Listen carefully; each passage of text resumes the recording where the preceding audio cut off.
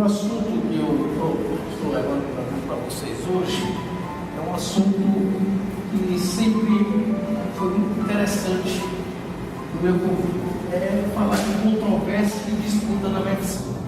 Porque através das controvérsias e da disputa na medicina, a gente nota quando da luta tiveram aqueles que desde os séculos passados lutaram para conseguir um nome, e às vezes esse nome foi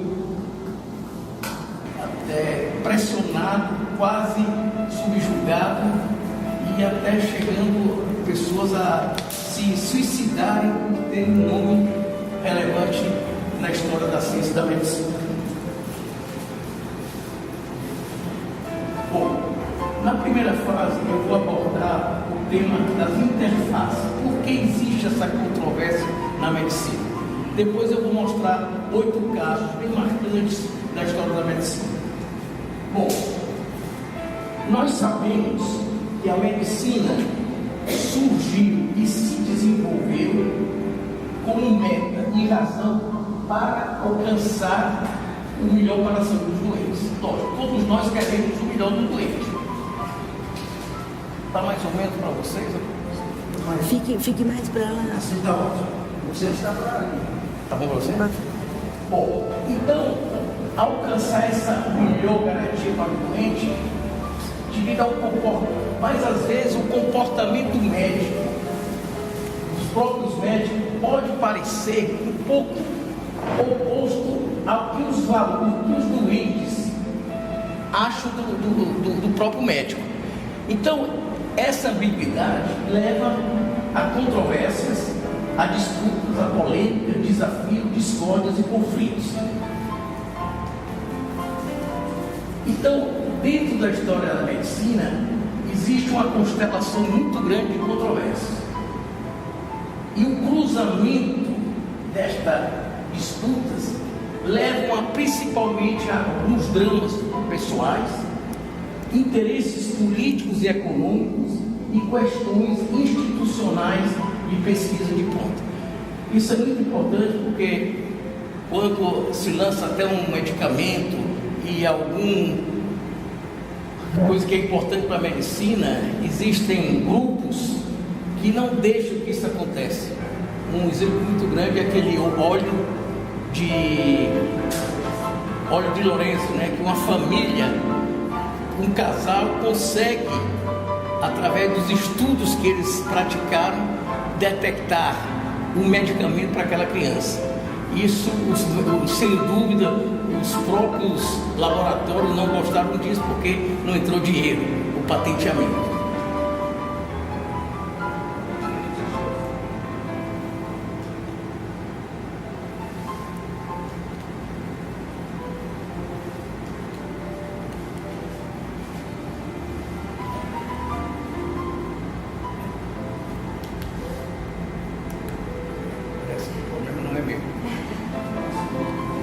Roberto, se você puder ficar mais ali, mas ali não pode. Prefere que eu fique lá? Não, mais para ali um pouquinho só. Pronto, aí, isso. Então, esse espírito de polêmica gera na medicina descobertas muito audaciosas em teorias e fatos bastante surpreendentes. Pode passar. Então, essas desavenças dos próprios cientistas, os oponentes, porque sempre tem os oponentes contra aqueles indivíduos que lançam-se mão. Então, essas desavenças dos oponentes, nem sempre elas devem ser afrontadas a partir de um ponto de vista que pode ser rigorosamente racional ou então genuinamente científico. E isso leva a fatores importantes, que são os fatores externos e os fatores pessoais. Parece que na minha mão é melhor. Sua mão parece que é. Ok, vai passar. Destes fatores de desavença desses cientistas, existem os fatores externos e os fatores pessoais. Nos fatores externos, fatores religiosos, nacionalidade, nível social e nível cultural. E os fatores do próprio descobridor são o orgulho, a avareza, a ambição e os ciúmes. Então, analisando esses fatores externos, fatores pessoais, cruzam exatamente os objetivos dessas desavenças. Pode passar. Então, o que seria uma controvérsia científica? Seria uma divisão persistente e pública de diversos membros da comunidade científica, que defendem argumentos contraditórios na interpretação de um fenômeno. Isso é uma definição de Reinhold de 2013. Então, vocês estão vendo que tem que haver uma divisão, e essa divisão sempre é baseada na comunidade científica. Ok, pode passar. Então, por quê? Para que a controvérsia se desenvolve, é indispensável sempre um fórum. Tem que haver um fórum. Você não pode lançar uma controvérsia científica sem ter um objetivo básico. Então, nós temos aqueles fóruns oficiais e os não oficiais. Os oficiais são as academias, as sociedades especializadas e a imprensa especializada. Os não oficiais é a própria opinião pública, o parlamento e a grande imprensa. Quer dizer, tem que haver essa diferença para dar maior credibilidade àquele estudo da controvérsia. Então, a controvérsia também envolve a epistemologia. São argumentos epistêmicos e fatores não epistêmicos. Vai passar. Então, para saber, a epistemologia é a teoria do conhecimento, né? É a ciência do conhecimento.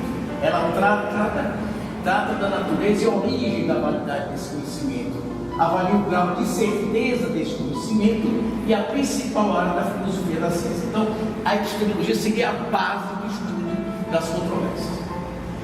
Então, a epistemologia provoca então duas posições importantes: a empirista, que é o conhecimento baseado na experiência, e a racionalista, é o conhecimento baseado na razão. Nós vamos ver durante as exposições dos casos que vamos mostrar que existe muito essa divisão.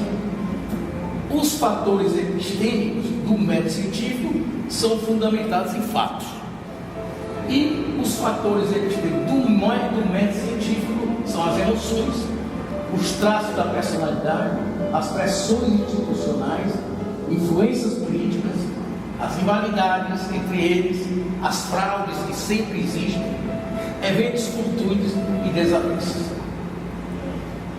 Então, o papel da controvérsia no desenvolvimento da ciência é o elemento essencial no processo da criação científica. Como vocês estão vendo, o contraverso é argumentar contra.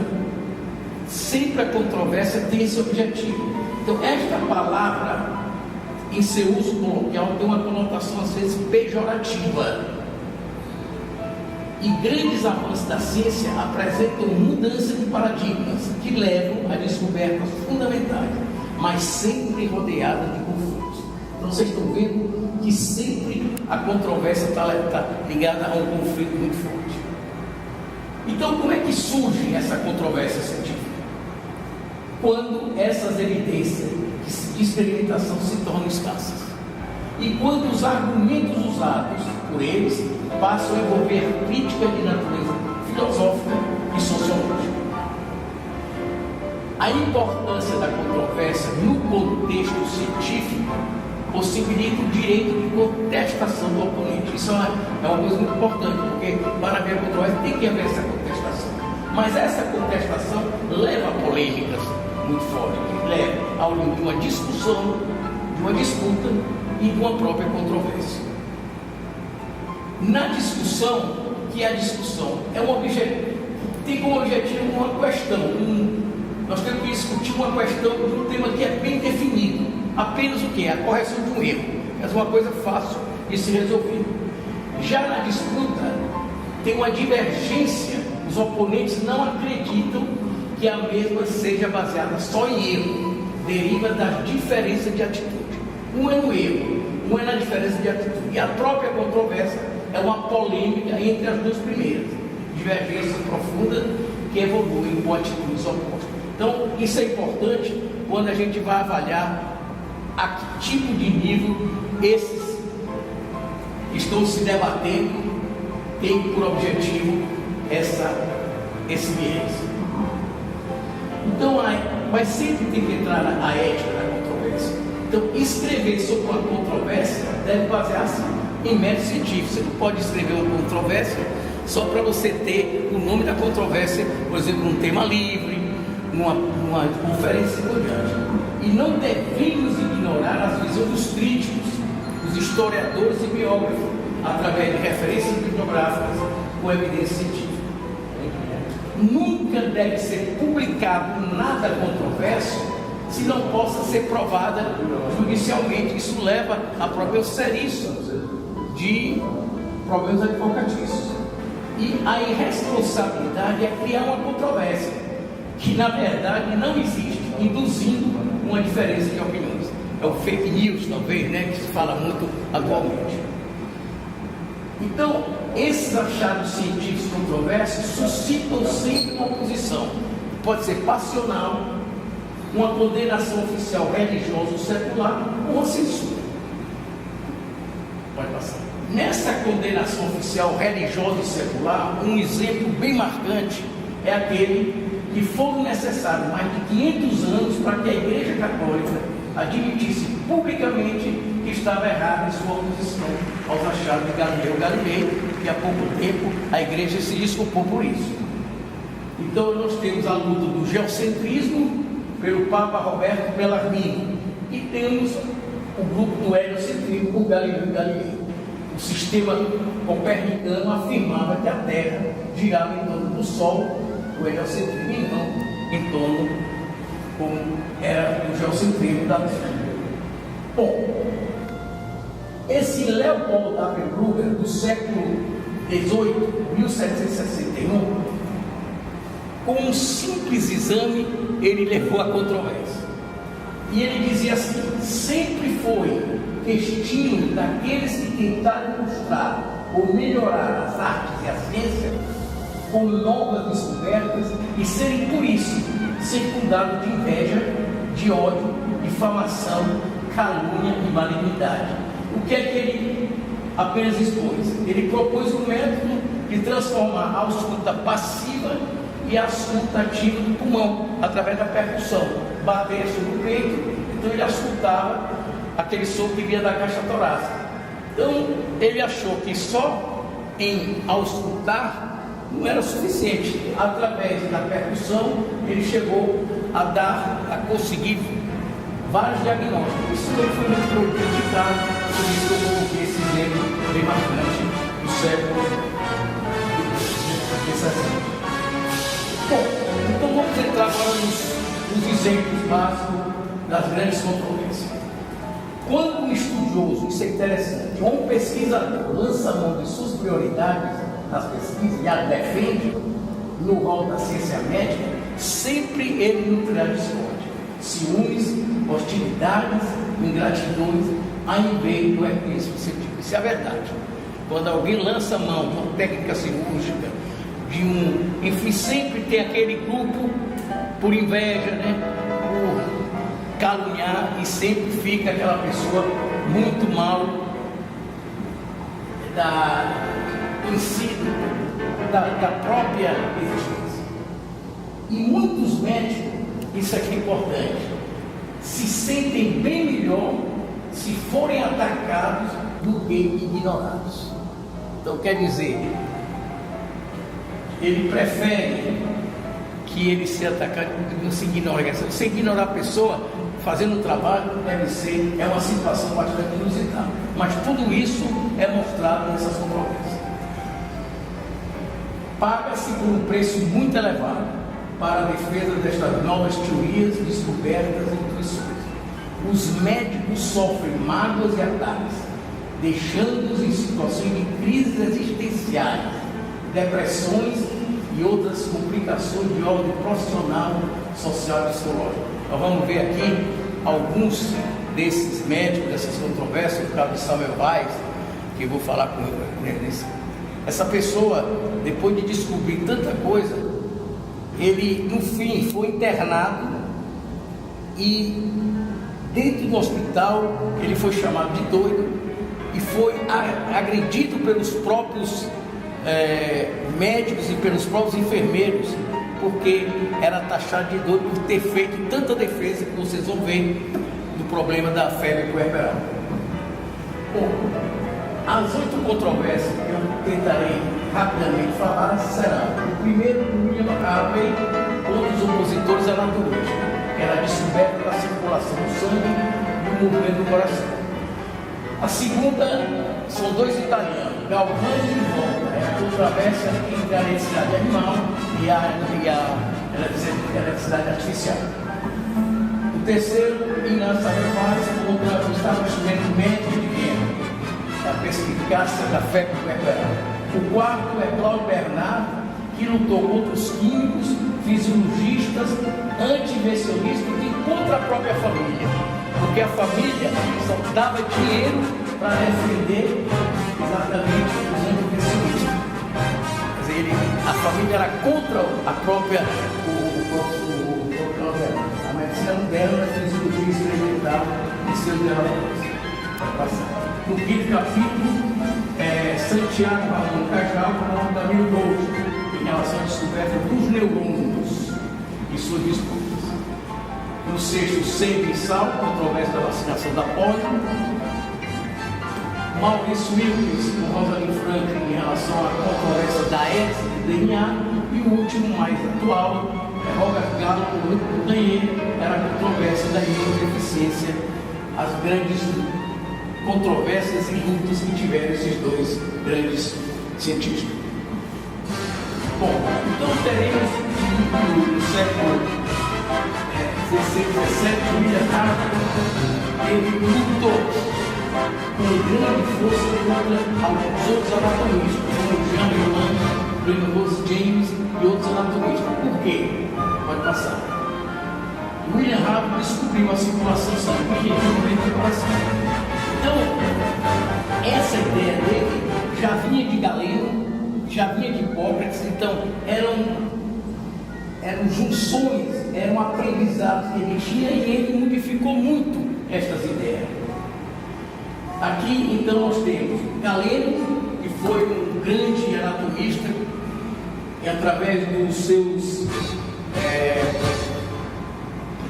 estudos com os romanos, geralmente com aquelas pessoas que combatiam dentro dos foros romanos, ele conseguiu descobrir grande importância de anatomia, no estudo das feridas, dos ossos, etc. Mas ele teve um grande problema, que ele dissecava, em vez de dissecar o homem, ele dissecava macacos, dissecava outros animais inferiores. Então, o estudo anatômico dele não foi muito preciso por causa disso. Já André Vesalius, ele foi o chamado pai da anatomia, onde ele escreveu esse grande livro, De Humani Corporis Fabrica, e teve esse livro uma grande propriedade dentro da ciência, porque ele, além do estudo anatômico, porque ele dissecava esses cadáveres, ele mesmo desenhava, e toda a pintura e toda a coisa foi feita exatamente por Tiziani, que era um grande pintor italiano. Então esse livro, além da ciência, da anatomia que ele ensina, também tem grandes figuras de anatomia, e deu uma grande importância ao seu estudo e uma grande contribuição para a anatomia naquela época. Mas em 1628, Harvey descreve o movimento do coração do sangue através desse livro, Anatomica de Mortis Corpus. Ele analisa e critica a concepção galênica, quer dizer, já existiu a controvérsia entre Galeno e o próprio Harvey. E os críticos e os opositores anatomistas, ele os caracterizou como inúteis, porque eles criticavam uma coisa que eles não sabiam basicamente. Então, essa luta entre o grupo de Galeno, entre os outros anatomistas da época, de Harvard, levou a uma grande controvérsia nessa época. Então, Harvey foi muito importante porque ele usou o método científico e o raciocínio qualitativo para o conhecimento. Então, seus aprendizados foram baseados em dissecção, ou melhor, dissecação. Não é dissecção, a dissecação do corpo humano. Quer dizer, ele já podia fazer isso naquela época que já tinha sido liberada essa prática na estrutura da natureza. Não professava o ensino da anatomia baseado em axiomas filosóficos. Ele não tinha nada de filosofia, ele queria a prática. Ele estudava a anatomia, abrindo o cadáver e anotando todos os seus meios positivos. Pode passar. Então, o grande problema do Harvey foi de nunca ter conseguido explicar como se realizavam as trocas do sangue venoso e no arterial. Ele conseguiu a circulação, mas ele não explicou isso. Pode passar. Então, esses críticos foram Jean Riolan, que ele atacou por injúrias em relação à circulação, e James Primrose, o obstinante negativista do livro de Harvey. Então, sempre tem alguém, e esses grandes opositores foram de uma maneira muito injusta em relação a ele. Outros médicos anatomistas opositores da época, Fabrizio Capelletti, italiano, Caspar Hoffmann e Emílio Parigiano. Esses opositores todos cobriram o autossuporte. E o Emílio, uma ampla crítica consistente em relação aos batimentos cardíacos. Quer dizer, cada um pegava alguma coisa do livro para criticar. Então, Harvey teve um alto componente de omissão, devido à sua relutância e resistência a afrontar os seus opositores. Não queria muito bem. Ele lançou a ideia dele e deixou para lá. E o consenso final é que ele recebeu de suas ideias e permitiu superar os anos difíceis de oposição. Então, você está vendo que esses anos difíceis de oposição é aquilo que eu falei no início. Mas então apareceu Marcello Mappichi, que é um grande fisiologista italiano, que ele empregou já na época do século XVII o uso do microscópio, demonstrando que o sangue arterial não era filtrado simplesmente nos tecidos, como dizia o nosso anatomista, William Harvey, para ser recolhido nas veias. Indicou a existência de capilares finos distribuídos em todo o corpo, conectando o sistema vascular. Quer dizer, houve uma complementação daquilo do estudo do Harvey. Então, finalmente, o circuito se completaria e William Harvey poderia repousar em paz em 3 de junho de 1657. Então, esse primeiro exemplo é muito marcante para mostrar essa força que teve o Harvey em relação aos seus opositores. No segundo, nós temos 2 italianos, Luigi Galvani e Alessandro Volta, um defendendo a eletrofisiologia animal e o outro a eletroquímica artificial. Pode passar. Então, Galvani versus Volta é uma competição por ser a primeira em descobrir algo relevante e comportou um esforço sobre-humano que pôde acelerar as fases de descoberta. Então, essa maneira de disputa entre esses dois pesquisadores foi a observação do mesmo fenômeno propondo interpretações diferentes. Então, por que teve essa disputa? Foi referente ao estudo da origem da densidade animal. Observar o mesmo fenômeno propondo interpretações radicalmente diferentes e desencadeou uma viva controvérsia com o envolvimento de outros personagens. Quem tinha razão então entre Galvani e Volta? Galvani, o que ele fez? Ele estudou através do sapo a eletricidade animal, criando uma diferença de potencial eletrofisiológica entre o interior e o exterior da membrana celular através da transmissão do impulso nervoso. E o Volta, através da famosa pilha, teve a intuição, usando metais, que poderia levar à geração de um tipo de eletricidade artificial. Então, nós temos eletricidade animal e artificial. Então, criou essa ferramenta chamada pilha elétrica, que não teve uma explicação científica, que ele nunca entendeu bem. Quer dizer, ele criou a pilha, mas não conseguiu explicar. O objetivo do Volta era negar a eletricidade animal defendida por Galvani. Quer dizer, o objetivo dele era encobrir a força do Galvani e dar, chamado de vitalismo, e dar essa força para a ideia dele, que ele nunca explicou. Então existe, porém, uma justa poética entre Galvani e Volta. Os dois passaram seus testemunhos aos seus sucessores. Isso é importante. Os aspectos eletroquímicos defendidos por Volta revolucionaram a ciência. E a eletrofisiologia de Galvani, por suas múltiplas aplicações na saúde, ainda são um campo fértil na pesquisa estimulante de novas realizações. A conclusão disso, acho que aprendemos algo nessa disputa. Talvez é melhor não ser o primeiro, mas se não existisse o primeiro, então seguramente nunca poderá existir o segundo. O terceiro é o famoso Ignacio Rivai contra o estabelecimento médio de Viena e Budapeste, seus opositores, em relação à fé puerperal. Esses dois grandes, John Clay e Carl, foram dois opositores frequentes das ideias de Semmelweis. E, por sinal, ele está agora esse ano bicentenário.